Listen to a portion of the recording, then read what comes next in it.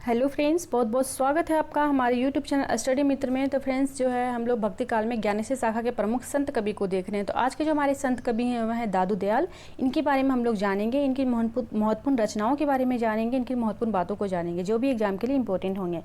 तो दादू दयाल जो है, इनके नाम के बारे में बता दूं कि इनका नाम दादू दयाल जो पड़ा, ये कैसे पड़ा। कहा जाता है कि ये बहुत ही अधिक दयालु थे, दयावान थे। इनके दिल में जो है दया की भावना बहुत अधिक थी, तो इस कारण से इनका नाम जो पड़ गया वह दादू दयाल पड़ गया।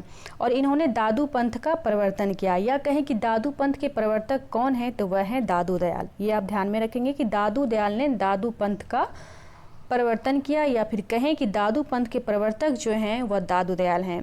इनका जन्म कब हुआ, तो इनका जन्म जो हुआ 1544 ईस्वी में हुआ है, और विक्रम संवत की दृष्टि से देखें तो 1601। जन्मस्थान इनका अहमदाबाद है जो कि गुजरात में है। इनकी मृत्यु कब हुई, तो 1603 ईस्वी में हुई। इनकी मृत्यु कब हुई है, 1603 ईस्वी में। और विक्रम संवत की दृष्टि से देखें तो 1660 ईस्वी में राजस्थान के समीप नारायणा में हुआ, या फिर कहें कि नरैना में हुआ। इनका जो इनकी जो मृत्यु हुई कहाँ हुई, तो राजस्थान के समीप नारायणा या फिर नरैना में। दादूपंथी संप्रदाय को परम ब्रह्म संप्रदाय भी कहा जाता है। ये नाम भी आप ध्यान में रखेंगे कि दादूपंथी संप्रदाय को, एक तो दादूपंथ नाम जाना ही जाता है, तो इस संप्रदाय को एक और नाम से जाना जाता है, वह है परम ब्रह्म संप्रदाय। ठीक है, ये आप ध्यान में रखेंगे। कभी भी एग्जाम में अगर पूछा जाएगा तो इस टाइप से पूछा जाएगा क्वेश्चन कि परम ब्रह्म संप्रदाय कहा जाता है, या फिर परम ब्रह्म संप्रदाय के प्रवर्तक कौन है, तो दादूपंथी संप्रदाय को ही परम ब्रह्म संप्रदाय कहा जाता है। ये आप ध्यान में रखेंगे। प्रमुख रचनाएं, तो दादू दयाल की जो प्रमुख रचनाएं हैं वो कौन कौन सी है, तो वह है हृदय वाणी है, अंगवधु है, साखी है, पद है, और दादू दयाल ग्रंथावली है। इनमें से जो है ये तीन जो रचनाएं हैं इनकी प्रमाणिक मानी जाती है, हेडर वाणी, अंगवधु और दादू दयाल ग्रंथावली। और सबसे ज़्यादा प्रमाणिक मानी जाती है, इसमें यह मानी जाती है दादू दयाल ग्रंथावली को। तो हेडर वाणी में क्या महत्वपूर्ण और विशेष बातें हैं वो देख लेते हैं। तो इसका संकलन जो है इनके शिष्य संत दास एवं जगन्नाथ दास दोनों ने मिलकर किया था। ये आप ध्यान में रखेंगे। इनके शिष्य कौन कौन थे, संत दास एवं जगन्नाथ दास दोनों ने मिलकर किया था। अंगवधु, इसका संकलन जो है इनके शिष्य रज्जब के द्वारा किया गया। अंगवधु का संकलन किसके द्वारा किया गया, तो इसके शिष्य जो थे रज्जब जो थे इनके द्वारा किया गया। दादू दयाल ग्रंथावली के बारे में देख लेते हैं। तो इसके बारे में मैं बताई थी कि सबसे प्रमाणिक ग्रंथ जो है इनकी यही है दादू दयाल ग्रंथावली, और इसका संकलन जो है परशुराम चतुर्वेदी ने किया। ये सभी बातें आप ध्यान में रखेंगे। अब आती है बात विशेष तथ्य, देख लेते हैं कौन कौन सी महत्वपूर्ण बातें हैं। तो ये जाति के धुनिया थे, धुनिया यानी कि बुनकर, यहाँ पे ब्रैकेट में लिखा हुआ है, आप सभी समझ सकते हैं इसे कि धुनिया किसे कहा जाता है, तो बुनकर जो होते हैं उन्हें धुनिया कहा जाता है। तो ये जाति के धुनिया माने जाते हैं। वैसे इनके जन्म को लेके भी मतभेद पाया गया है कि इनका जन्म कब हुआ है। तो इसके जन्म के बारे में भी स्टोरी है एक कि जिस तरह से कबीर के बारे में हम लोग जानते हैं कि तालाब के किनारे इन्हें छोड़ दिया गया था और किसी और ने पाला पोसा था, तो इनके बारे में भी इसी प्रकार की धारणाएं मिलती है कि इन्हें भी किसी नदी के किनारे छोड़ा गया था, फिर इनका लालन पालन जो है किसी और के द्वारा किया गया। तो इसलिए ये जाति के दुनिया है, यह कन्फर्म नहीं है। ये पूरी तरह से मतलब कि इनके भी जन्म को लेके, या फिर कहें कि पालन पोषण को लेके, इनके माता पिता को लेके बहुत सारी बातें हैं। तो कुछ लोग इन्हें धुनिया मानते हैं या बुनकर मानते हैं, और कुछ लोग जो है इन्हें ब्राह्मण मानते हैं। ठीक है, तो मैंने यहाँ दोनों नोट कर दिया कि कुछ लोग के अनुसार जो है धुनिया है ये, यानी धुनिया जाति के हैं, और कुछ लोग के अनुसार जो है ये ब्राह्मण जाति के हैं। दूसरी बात आती है कि दादू दयाल के जीवन की जानकारी जो हमें देखने को मिलती है तो कहाँ मिलती है, तो दादू पंथी राधोदास भक्तमाल और दादू के शिष्य जन गोपाल द्वारा रचित श्री दादू जन्म लीला पर्ची में मिलता है। ठीक है, इनके जन्म के बारे में जो जानकारियाँ मिलती है कहाँ देखने को मिलती है, यानी पूरा जो बताया गया है कि इनका जन्म किस प्रकार से हुआ था, तो यह सभी जो जानकारियाँ मिलती है वह मिलती है किसमें, तो दादू पंथी राधोदास भक्तमाल और दादू के शिष्य जो हैं जन गोपाल द्वारा रचित श्री दादू जन्म लीला पर्ची में। ठीक है, ये बात आप ध्यान में रखेंगे। वैसे सबसे महत्वपूर्ण बात जो है ये है, इनके शिष्य के बारे में अधिकतर क्वेश्चन पूछा जाता है कि किसमें जो है, यानी कि इनके शिष्य जो हैं जन गोपाल द्वारा रचित कौन सी ऐसी रचना है जिसमें कि दादू दयाल के बारे में यानी जीवन के बारे में उनकी जानकारी मिलती है, तो श्री दादू जन्म लीला पर्ची में। ठीक है, ये आप ध्यान में रखेंगे। और जिसकी रचना किसने की है, तो जन गोपाल ने। जन गोपाल कौन है, तो दादू दयाल के शिष्य हैं। दादू पंथ के लोग ना तिलक लगाते हैं, ना कंठी पहनते हैं, हाथ में बस एक सुमिरनी रखते हैं और आपस में सतराम या सतराम कह के अभिवादन करते हैं एक दूसरे को। दादू पंथी के लोग क्या करते हैं, ये तिलक नहीं लगाते हैं, यानी कि तिलक जैसे कि हम लोग पूजा करने जाते हैं मंदिर में तो पंडित जी हम लोग को तिलक लगाते हैं, तो इनका जो एक पंथ है दादू पंथ जो है, इसमें तिलक का मतलब कोई ऐसा कुछ नहीं कि तिलक कोई लगाएगा, जैसे साधु के भेष में रहेगा, ना कंठी पहनते हैं ना तिलक लगाते हैं, बस हाथ में एक सुमिरनी रखते हैं और आपस में जो है जैसे कि किसी से मिलते जुलते, जैसे कि हम लोग बोलते हैं किसी से मिलते हैं तो गुड मॉर्निंग बोलते हैं, जैसे कि राधे राधे बोलते हैं, नमस्ते बोलते हैं, प्रणाम बोलते हैं, तो ये लोग जब आपस में मिलते हैं दादू पंथ के लोग तो आपस में ये लोग सतराम बोलते हैं या कहीं कि सतनाम बोलकर ये जो है एक दूसरे को अभिवादन करते हैं, तो सतनाम। ठीक है, ये बात आप ध्यान में रखेंगे।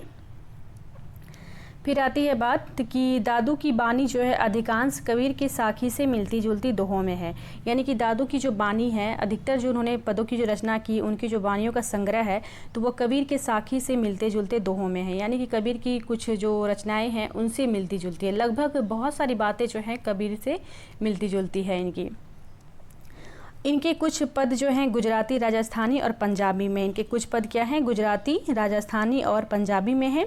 और यहाँ पे थोड़ी सी नोट करने वाली बात है कि इनकी रचनाओं में जो है अरबी फारसी के शब्द अधिक आए हैं और प्रेम तत्व की व्यंजना अधिक है। इनकी रचनाओं में क्या है, अरबी फारसी के जो शब्द हैं वह अधिक आए हैं और प्रेम तत्व की जो व्यंजना है वो अधिक है।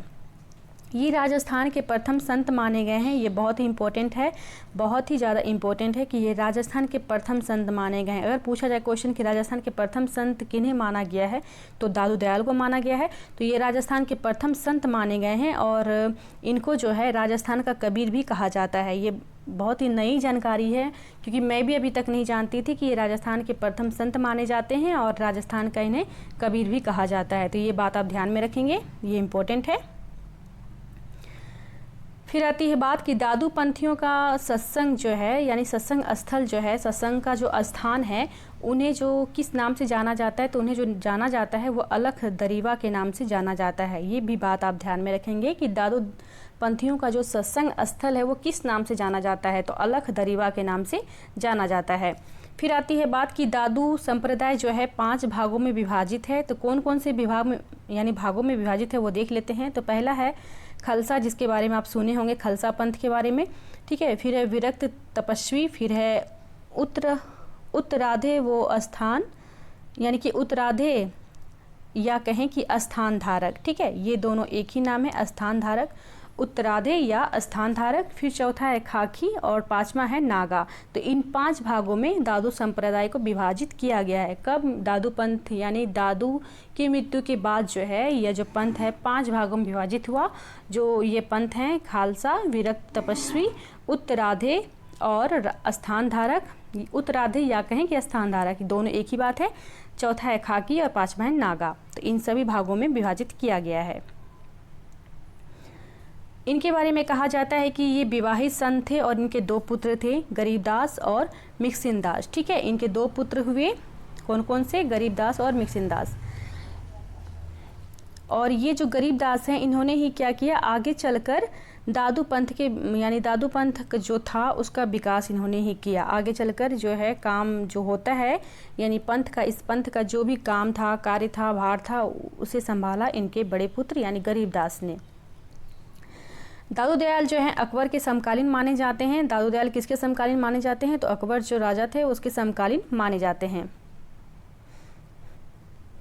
दादू दयाल के 52 शिष्य हुए। दादू दयाल के कितने शिष्य हुए, तो 52 शिष्य हुए, ये भी बात आप ध्यान में रखेंगे। फिर आती है बात कि इनके उपदेशों में इनके उपदेशों को जो है इनके शिष्य रजब जी ने दादू अनुभवी वाणी के रूप में समाहित किया, जिसमें कि 5000 दोहों को शामिल किया गया है। यानी कि इन्होंने जो उपदेश दिया तो इनके शिष्य जो रजब थे उन्होंने क्या किया, उनकी अपनी एक रचना है दादू अनुभव वाणी, इसी में इन्होंने क्या किया, सारी इनके उपदेशों को समाहित किया, शामिल किया, जिसमें कि 5000 दोहों को देखने को मिलता है, 5000 दोहों, ठीक है। दादू दयाल को निर्गुण संतों जैसे कि कबीर वो गुरु नानक के समकक्ष माना जाता है। गुरु नानक और कबीर के समकक्ष माना जाता है दादू दयाल को लगभग, यानी कि कबीर से और गुरु नानक से लगभग बहुत सारी बातें इनकी मिलती है। सुंदरदास ने गुरु संप्रदाय नामक अपने ग्रंथ में इस संप्रदाय को परब्रह्म संप्रदाय कहा। ठीक है, परब्रह्म संप्रदाय जो कहा गया दादू पंथ संप्रदाय को, तो सुंदरदास ने अपने गुरु संप्रदाय नामक अपने ग्रंथ में जो है इन्होंने इस संप्रदाय को कहा है परम ब्रह्म संप्रदाय। ठीक है, यहाँ पे मैंने लिख दिया है किसे कहा गया है परम ब्रह्म संप्रदाय, तो दादू पंथ को।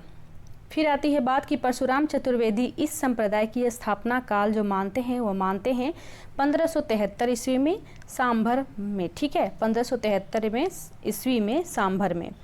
परशुराम चतुर्वेदी के अनुसार इस संप्रदाय की स्थापना कब हुई, तो इस संप्रदाय की स्थापना जो हुई है 1573 ईस्वी सांभर में।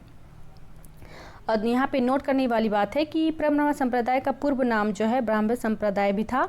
ये बात आप ध्यान में रखेंगे कि कभी अगर घुमा फिरा के क्वेश्चन अगर पूछा जाए तो इस प्रकार से पूछा जा सकता है कि ब्रह्म संप्रदाय किस संप्रदाय को कहा जाता था, पूर्व का नाम किसका है ब्रह्म संप्रदाय। ठीक है, किसी प्रकार से क्वेश्चन पूछा जाता है तो किसको कहा जाता है, तो परब्रह्म संप्रदाय या फिर कहें कि दादूपंथ संप्रदाय। ठीक है, ये बात आप ध्यान में रखेंगे। वैसे सर्वाधिक लोकप्रिय नाम जो है इनका, चर्चित जो नाम है वह है दादूपंथ ही, लेकिन सभी नामों को आपको ध्यान में रखना है। अब देख लेते हैं इनकी चर्चित पंक्तियाँ। तो चर्चित पंक्तियाँ देख लेते हैं, ज़्यादा मैंने नोट नहीं किया है, कुछ पंक्तियों को मैंने नोट किया है, देख लेते हैं। धीव दूध में रहगा व्यापक सब ही ठोर, ये सभी जो इनकी चर्चित पंक्तियाँ हैं। ठीक है, ये आप ध्यान में रखेंगे। वैसे आपके पास जो भी बुक होगा उसमें भी दिया हुआ होगा, तो आप एक बार उसे भी देख लें। फिर दूसरी पंक्तियाँ हैं कि भाई रे ऐसा पंथ हमार है पख रहित पंथ गह पूरा अरबन एक आधारा। ठीक है, तो ये सभी इनकी चर्चित पंक्तियाँ हैं। तो दाऊद दयाल के बारे में यही महत्वपूर्ण जानकारियाँ मिलती हैं हमें। उम्मीद करती हूँ कि आप सभी को अच्छा लगा होगा। अगर अच्छा लगा हो तो वीडियो को लाइक कर दें और ज़्यादा से ज़्यादा शेयर करें। मिलते हैं अगले वीडियो में, तब तक के लिए धन्यवाद।